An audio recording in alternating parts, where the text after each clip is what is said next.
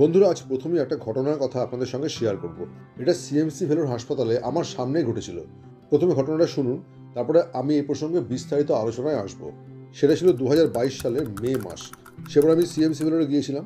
একদিন আমি আইএসএসসিসি বিল্ডিংয়ে মে আই হেল্প ইউ ডেস্কের সামনে দাঁড়িয়ে আছি। সেদিনকে কয়েকটা বিষয় সম্পর্কে আমার কয়েকটা কোয়ারিজ ছিল, মানে কয়েকটা প্রশ্ন ছিল। তো সেদিনকে বেশ ভিড় ছিল এবং আমি লাইনে দাঁড়িয়েছিলাম। এমন সময় একজন ভদ্রমহিলা ওই হেল্প ডেস্কের সামনে এসে দাঁড়ালেন। তার সঙ্গে 2-3 জন আত্মীয় ছিলেন, সকলেই কিন্তু বাঙালি। দুটি বিষয় আমি খেয়াল করলাম। নাম্বার 1 হচ্ছে ভদ্রমহিলা প্রেগন্যান্ট, এবং নাম্বার 2 হচ্ছে উনি এবং ওনার আত্মীয়রা কেউই বাংলা ছাড়া অন্য কোনো ভাষায় কথা বলতে পারেন না। হেল্প ডেস্কে যারা মহিলা স্টাফ ছিলেন তারা প্রথম ইংরেজিতে এবং পরে হিন্দিতে জিজ্ঞেস করছেন যে বলুন কি প্রবলেম, ক্যা প্রবলেম হয় আপকা। তো ওনারা দেখলাম যে একে অন্যদিকে তাকাচ্ছেন, কেউই সেভাবে কিছু বলছেন না। আরেকটা কথা হচ্ছে, ওনারা কিন্তু আগে থেকে কোনো অ্যাপয়েন্টমেন্ট নেননি। ওনারা সরাসরি হাসপাতালে এসেছেন এবং হাসপাতালে পৌঁছে মে আই হেল্প ইউ ডেস্কে এসে যোগাযোগ করেছেন।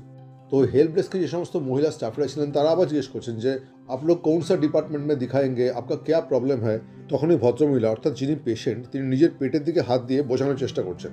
এবার দেখুন, আইএসএসসি বিল্ডিংয়ে কিন্তু ওই হেল্প ডেস্কে সবসময় খুব ভালো ভিড় থাকে এবং সারাদিন অসংখ্য পেশেন্ট এবং তাদের আত্মীয়রা আসেন।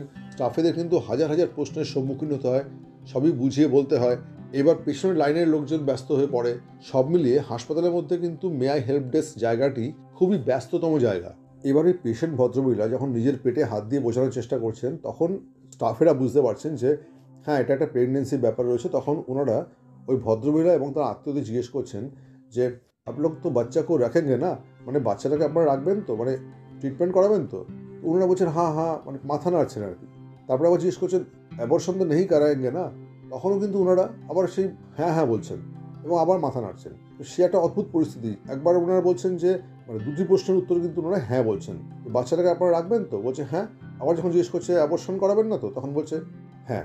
বন্ধুরা, এবার চিন্তা করুন যে পেশেন্ট, সে ভদ্রমহিলা, তিনি কনফিউজড, তার আত্মীয়রা কনফিউজড, এবং যারা রয়েছেন উল্টো দিকে মে আই হেল্প ইউ ডেস্কের স্টাফেরা, তারাও কিন্তু কনফিউজড। এই বিষয়টি দেখে আমি এবং আমার সঙ্গে আরও 2-1 জন ছিলেন, তারা এগিয়ে যাই এবং ওই ভদ্রমহিলা এবং তার আত্মীয়দের সঙ্গে কথাবার্তা বলি। এরপর তাদের মতামত, অর্থাৎ তারা চাইছেন চিকিৎসা করাতে, সেই মতামতটি আমরা মে আই হেল্প ইউ ডেস্কের স্টাফদের জানাই এবং সেই স্টাফেরা বিষয়টি বুঝতে পারেন এবং তারপরে সেই ভদ্রমহিলাকে তারা একটি স্লিপে লিখে দেন যে এবার যেন উনি গাইনি ডিপার্টমেন্টে গিয়ে দেখিয়ে নেন। এই বিষয়টি আমরা আবার বাংলায় সেই ভদ্রমহিলাকে এবং তার আত্মীয়দেরকে বলে দিই। বন্ধুরা, এবার চিন্তা করুন যে শুধুমাত্র ভাষার সমস্যার জন্য মানুষ কত কনফিউজড হয়ে যায়, আর চিকিৎসা ক্ষেত্রে এটা যে কত মারাত্মক হয়ে উঠতে পারে সেটা বোঝানোর জন্যই আজকে এই ঘটনাটা আপনাদের সঙ্গে আমি শেয়ার করলাম। এবার যে জন্য আজকের এই ভিডিওটি করা, যেটা একটা প্রশ্ন আসতেই পারে যে এসব ক্ষেত্রে তাহলে কি করণীয়। দেখুন, রাতারাতি তো আর হিন্দি বা ইংরেজি শেখা সম্ভব নয়, তাই অন্তত বাইরের রাজ্যে কোনো হাসপাতালে গিয়ে যাতে এই ভাষার সমস্যা কিছুটা হলেও কাটিয়ে উঠতে পারেন, তার জন্য একটা সলিউশন বা টিপস আপনাদেরকে দিয়ে রাখছি। সেটা হচ্ছে, পেশেন্টের যা যা সমস্যা সেগুলো ইংরাজিতে পয়েন্ট আকারে একটা কাগজে লিখে নিয়ে যান। বাড়ি থেকে রওনা হওয়ার অন্তত 3-4 দিন আগে সকলে মিলে একসঙ্গে বসে আলোচনা করে একটা কাগজে ইংরেজিতে পরপর লিখে নিন যে কোন কোন সমস্যার জন্য আপনারা ট্রিটমেন্ট করাতে যাচ্ছেন। এর জন্য প্রয়োজনে ডিকশনারি দেখে নিন, আর এখন তো গুগল আছেই। বিভিন্ন ধরনের শারীরিক সমস্যা বাংলায় টাইপ করে ইংরেজি শব্দটি দেখে নিন। আমি একটা উদাহরণ দিচ্ছি। ধরুন, পেশেন্টের পেট ব্যথার সমস্যা রয়েছে, তাহলে গুগলে গিয়ে টাইপ করুন পেট ব্যথা ইন ইংলিশ। দেখবেন গুগল সঙ্গে সঙ্গে বলছে স্টোমাক এক। আবার আরেকটা উদাহরণ দিচ্ছি, ধরুন কোমরের ব্যথা, তো টাইপ করুন যে কোমরের ব্যথা ইন ইংলিশ। দেখবেন গুগল বলছে ব্যাক পেন। এভাবে যা যা সমস্যা সেগুলো ইংলিশে 1, 2, 3, 4 এভাবে পয়েন্ট করে লিখে রেডি করুন। ডাক্তারের সঙ্গে কথা বলার সময় এগুলো বলতেও পারবেন। আরেকটা সুবিধা হচ্ছে, যদি লেখা থাকে তাহলে কিন্তু কোনো পয়েন্ট আপনারা মিস করে যাবেন না, সবকটা পয়েন্টই আপনারা ডাক্তারের সামনে বলতে পারবেন।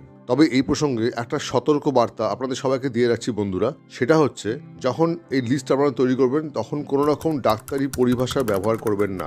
যদি আপনি নিজে ডাক্তার হন সেটা অবশ্য আলাদা কথা, কিন্তু আপনি যদি সাধারণ মানুষ হন, মানে ডাক্তার না হন, তাহলে কোনো রকম ডাক্তারি পরিভাষা ব্যবহার করবেন না। এই বিষয়টি নিয়েও আমি একটি ভিডিও তৈরি করব, সেরকম ইচ্ছা রয়েছে। আজকের ভিডিও এখানে শেষ করছি বন্ধুরা। সকলে ভালো থাকবেন, সুস্থ থাকবেন।